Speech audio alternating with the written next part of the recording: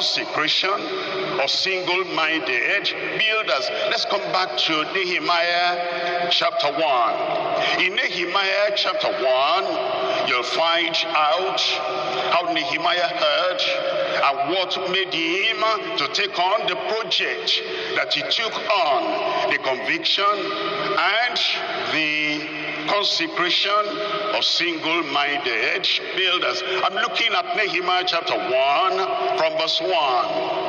The words of Nehemiah, the son of Hakaliah. And it came to pass in the month of Chislev, in the 12th year, as I was in Shushan, the palace, and Anani, one of my brethren, came, he and certain men of Judah, and I asked concerning the Jews that were escaped. I was interested, I took interest, I interrogated, I interviewed, and I asked about the Jews that escaped, which were left of the captivity, and concerning Jerusalem.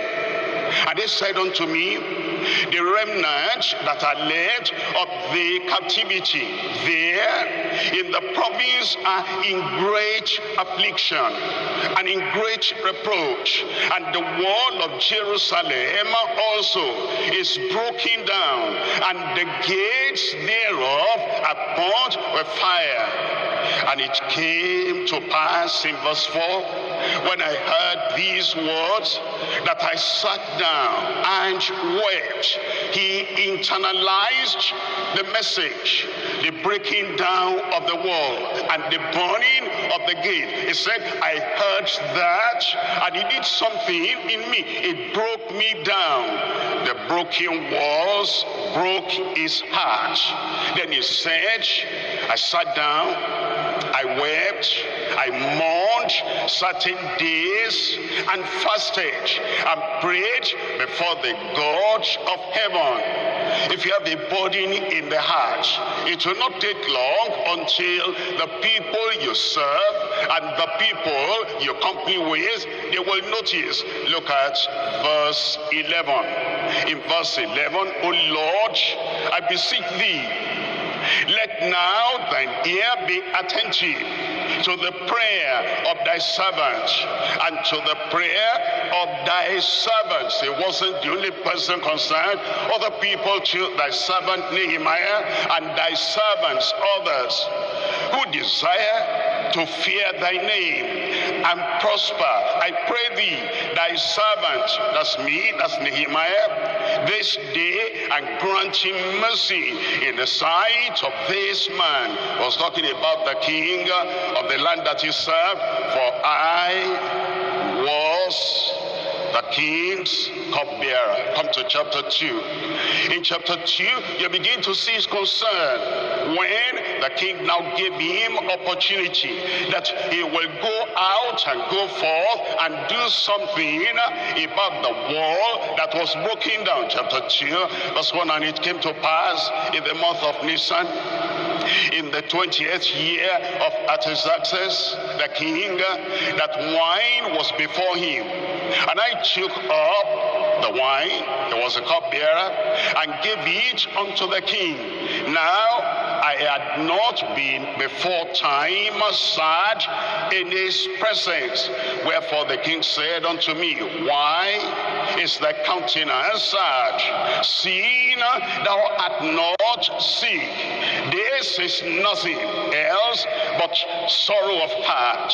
Then I was so afraid. Then said